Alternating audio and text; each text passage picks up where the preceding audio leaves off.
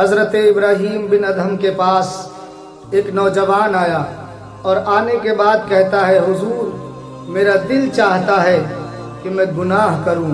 آپ نے فرمایا کہ اگر تیرا دل چاہتا ہے کہ تو گناہ کرے تو تو اللہ کی زمین سے نکل کر گناہ کرنا۔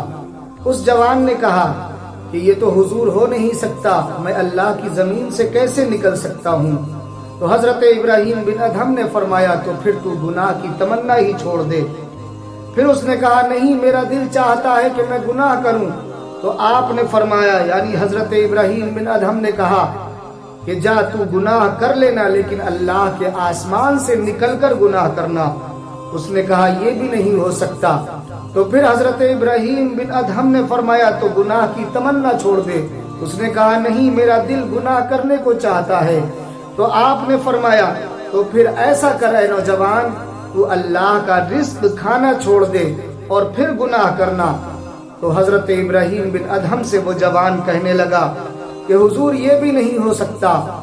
تو حضرت ابراہیم بن ادہم نے ارشاد فرمایا، جب تو اللہ کی زمین سے بھی نہیں نکل سکتا، آسمان سے بھی نہیں نکل سکتا، اس کا رزق کھانا بھی نہیں چھوڑ سکتا، تو پھر تو گناہ کی تمنا ہی چھوڑ دے۔